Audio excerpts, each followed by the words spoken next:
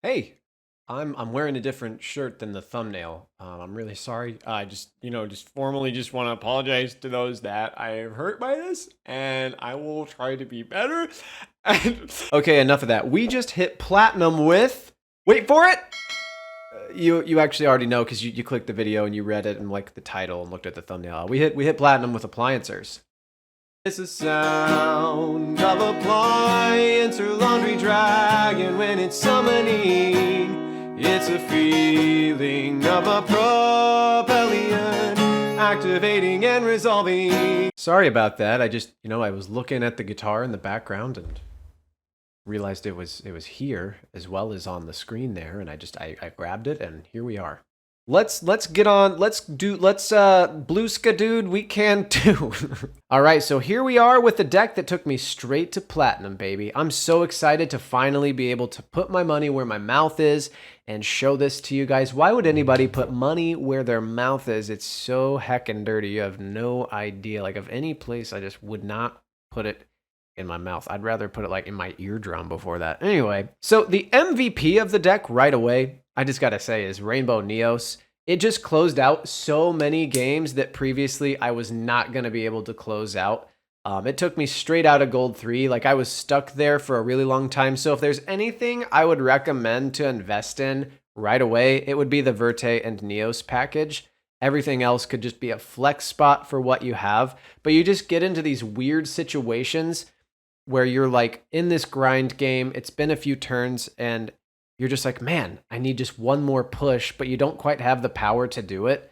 And Rainbow Neos it fixes that problem immediately. And it's just so versatile too, because it's a big attacker and it gets rid of whatever the problem is for you, as long as you've kept the game state simplified, which we do a good job of. So I really, really love Rainbow Neos. I would highly recommend making that and the package that goes with that as soon as possible. You'll also notice right away that there are a lot of ultras, but don't panic.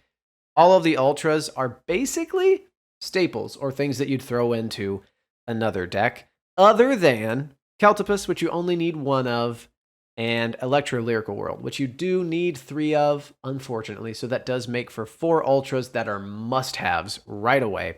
The rest you can kind of work up to. Like I said, other than you should definitely get the Neos package right away.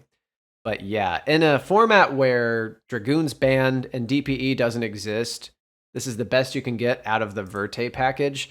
And it, like I said, it was just like, it wasn't that it was winning games all by itself. You would just grind and then finally be able to close out because you still have enough to go into Rainbow Neos. And it took me out of a lot of games with a victory. All right, let's hop into the more specific card by card. We've got Jester Confit at 2, and then the Gizmek Naganaki at 2. These really count as just like 4 pseudo appliancers. The Gizmek is a normal summon, unfortunately, but what's good about it is that it tributes itself and it can special summon literally any of the appliancers that you want. It is a last resort card, and I don't like top decking it, so I have it at 2 in this format. In the TCG IRL format, I would put it at 3. But in a format that's best of ones, where you kind of have to be prepped for anything and or choosing to go second, doesn't make sense to have this at 3. Same thing with Jester, kind of a similar situation. Seeing multiples sucks because you can only have 1 on the field. And it is a special summon, which is great, but top decking this is never what I want. So having it at 2 is just right. I've seen a lot of success with these ratios. Speaking of 2-ofs that are absent, I know you don't see a Called by the Grave here. I'm not super worried about being hand trapped, if I'm being honest with you. If you max see me, fine, I'll make a Propellion pass. It's honestly fine. So I don't even worry about Called by. If you like Called by and you want to make it, go ahead, spend on another Ultra, go for it. At least I think it's an Ultra.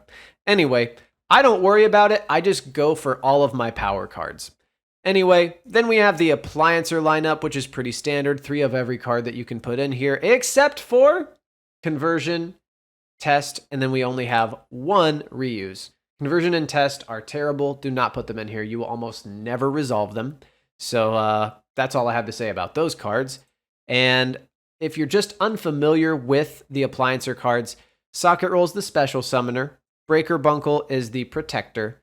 Copybuckle is also a special summoner, but also something that helps recursion. It kind of has a pseudo monster reborn effect in Grave, as long as you have multiples in play. So if I have a Breaker Bunkle in Grave and one on field, I can banish Copybuckle to bring back the other Breaker Bunkle, if that makes any sense. So it's kind of weird, niche. It comes up every once in a while, but not super often. But when it does, it's helpful. Then we have the most controversial card in the game, but no matter how you feel about this card, if it's legal at 3, you should be playing it at 3. It really helps this deck because we like a simplified, slowed down game state, and this certainly accomplishes it. It basically ends your opponent's turn. So if you can play a card that does that, whether or not it should exist doesn't matter at this point. If you have access to it, play it. We already went over this. Ash is pretty standard, honestly. 3 of a thing that stops your opponent from going full combo, hopefully. Although I've found that I've activated Ash less lately. I don't know what that's about. Maybe people are just playing less ashable things. Maybe that's anecdotal. I have no idea. That's just, I guess, like a story I have ready to tell. Just like, I haven't really activated this much. You should still have it, though. Next, I have Kaijus. If you don't like Kaijus, you don't have to play them. I've personally found that I like main decking them simply because I want to go second. And if I'm going second and my opponent makes like an unbreakable monster or a towers or just a field of negates, maybe I don't see any interruption or good going second cards, the Kaijus really, really help with that. And it's also just really fun to watch your opponent squirm as you Kaiju them, and then Laundry Dragon for 2,700 damage.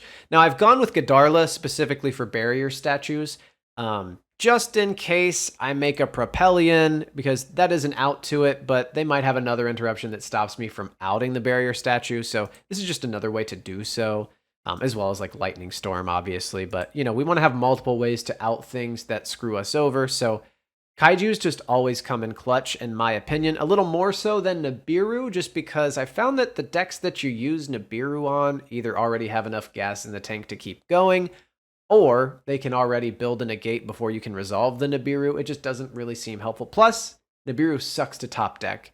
It doesn't suck to top deck a Kaiju. Honestly, it's been great. Then this is just for the Neos package. Terraforming. Again, you can maybe go without this for a little while. It is a 4th copy of Electra Lyrical World. But if you're kind of like, I would rather get the other Ultras first, you can get away with going without this for a little while. Eventually you do want it though. But yeah, it's just your 4th copy of Electra Lyrical World, and therefore any Appliancer card. So it just makes for that 15th copy of any Appliancer monster, essentially. Neos Fusion, we know what it does. It fusion summons Neos, but just in case you're unaware, it also protects him from destruction once. Then we've got Lightning Storm. This has come in clutch so much because we're choosing to go second, so keeping that board state simple has never been easier. If you don't have the materials yet or can't pull this or whatever, you're working towards it, you can throw in Regeki and then Harpy's Feather and then another removal card and probably be just fine, but this is really, really strong. Eventually you are going to want this instead. Now I've gone with Storm over both Tactics and Droplet because Droplet requires us to discard, and we really need all of our cards. We really don't like discarding to simply stop an opponent's effect for a turn because we're probably not going to be able to get rid of everything on the field. So it just doesn't really make sense. Kind of the same thing with Dark Ruler no more. We're not playing that. In fact, I don't even know if Dark Ruler is in Master Duel. I haven't even looked. I haven't even considered it because we need our battle phase too. And then I didn't go with Tactics just because I don't really like relying on my opponent to do something in order to activate that card because it might just be dead for the whole duel. You might just not have an opportunity to use it. I know it can be good when it resolves, but I would just rather have a sure thing here. Yes, Lightning Storm can be dead when we have cards on the field, but a lot of the time we're playing pretty simple board states, so Lightning Storm can still come in clutch late game if you don't open it. Then we've got one reuse. It's our Searchable Monster Reborn. We're essentially playing 5 copies of it when you look at Terraforming plus the field spell because it searches this as well, so no need to play more than 1. And then I have Chalice over Valor, just because I found that Chalice has been a card that's good going first or second, And in a format where I don't know which one I'm going to get to do, Valor I found myself bricking on it a lot. That's anecdotal evidence. You might like Valor better, but I am saving you an ultra rare by telling you to not worry about Valor and just get chalices. You could even up this to 3 and cut something you don't like if you want. I found that 2 of these plus the imperms has been amazing. We stop our opponent very easily. Then we have 2 Cosmic, just because even though Lightning Storm is good, we like to be able to chip away at things we don't like when we do have cards on the field as well. And your opponent might chain something to this, especially with Eldritch running around. It's just helpful to have at least 2 of these in the deck. And then we've got Eagle Booster. We're often sitting on just 1 extra deck monster, to be honest, whether that's Propellion, or we're trying to make sure our Verte goes through. This can make sure that happens. Or we're making sure we don't lose our Nightingale, or we make sure our Zeus goes through without having to use it twice in a row. So Eagle Booster is extremely helpful in this deck. It has won me games a lot. Then Imperm is Imperm. Honestly, it's just such a versatile, good card. Get this as soon as you can. It just is one of the best hand traps in the game, in my opinion, even still to this day. So definitely get this as soon as you can. Now for the extra deck, I talked about Neos enough. It closes out games. This is the obviously the Zeus package. For a second, I forgot the name of it. I was like, what's the name of that Greek god? Oh, so sorry about that. But the Zeus package just obviously helps us maintain a simplified game state. And going second, it's really, really easy to make. We only need 2 cards on the field to do so. So whether you want to make Zeus first or Neos first is really at your discretion. Most of the time, I go Zeus first and then close out with Neos. Linkuriboh just facilitates the Laundry Dragon banish. Obviously, it's the non-targeting, non-destruction removal help. And I guess if you're in a pinch, you sit on it. But most of the time, if you're making Linkuriboh pass, you probably lost. Sorry. Vacuum Elephant is great spot removal. It's essentially a Phoenix or a Cerberus in archetype. We discard a card to destroy one on the field, and it can also attack directly, so it's good at chipping away, and just becomes something that we can use to go into another appliancer name later, as long as it stayed on the field, as long as we've maintained that simple game state. Then we've got Laundry Dragon to poke for damage if our opponent has monsters on the field. This helps us deal a little more damage than Propellion, but I don't like to go into Laundry Dragon until I know I can keep it on the field for a while, so I like to save the Breaker Bunkles in hand to be able to use Laundry Dragon. Otherwise, I'm going into Propellion every single time. Propellion is the best boss monster in the archetype. You can just sit on this and your opponent kind of is just like, well, what do I do with that, right? So it's really good, especially in combination with Eagle Booster and a Breaker Bunkle. You can just sit on this and then just keep poking for damage because Propellion also attacks directly, which is amazing. Then we've got our Phoenix as more spot removal for just those pesky back row things that we hate.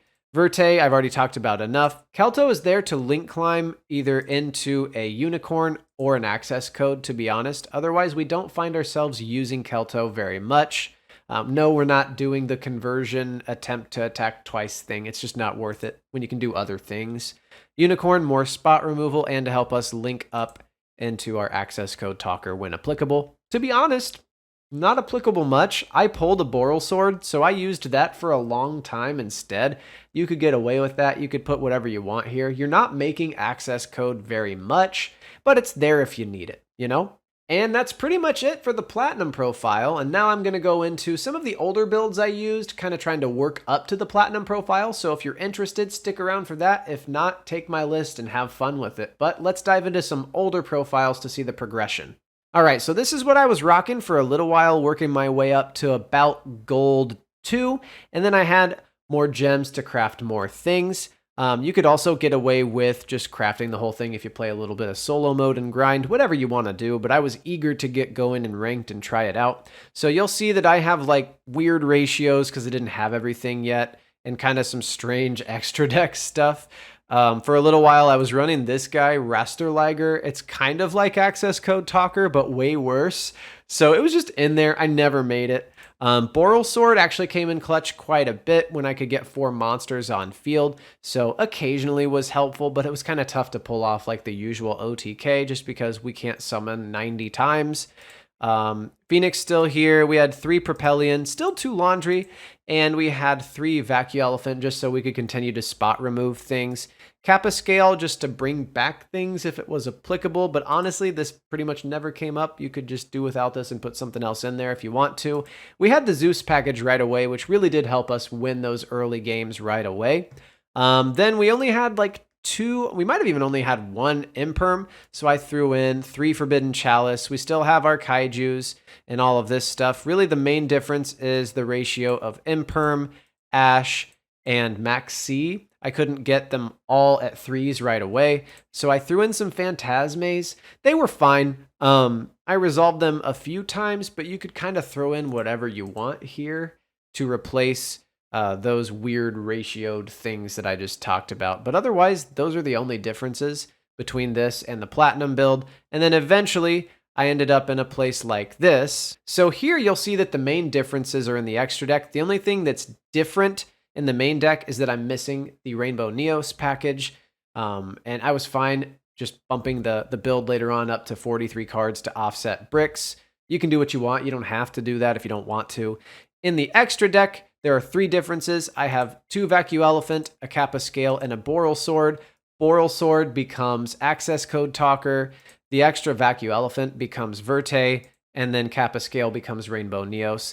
Like I said, Rainbow Neos was the thing that really helped push me out of Gold 3, just because, again, it doesn't win games by itself, but it was just able to get me through those grindy matches and finally close out the games in ways that I couldn't before. So again, get that as soon as possible. Seriously. Everything else, play with it how you want to. Get the Rainbow Neos package as soon as possible if you want to get past gold with this deck. I think that's going to be the main defining factor. That and this guy here, this little butt crack. So that is it for the profile, guys. I hope you enjoyed it. I hope you found this to be helpful. And, take this and run with it. Make it your own experiment. But this is what's worked for me. I don't mind if you copy it all together. Just be sure that you pay me millions of dollars in royalties every time you win. I don't think I'm asking for too much. Of course, if you liked the video, don't forget to like the video, subscribe, and share with your entire family, including your grandma who's never seen a Yu-Gi-Oh card, and she's going to see these things and say, whoa, are those appliances possessed by demons? Are these demonic machines? And you might be like, yeah, I don't know, maybe, but they're kind of cute, right? And she'll be like, yeah, they are kind of cute. Anyway, bye! It's the sound of appliance or laundry dragon when it's summoning. It's a feeling of a Propellion activating and resolving all the time you could waste trying to play what you just don't need. I hope you come back around to Little Links.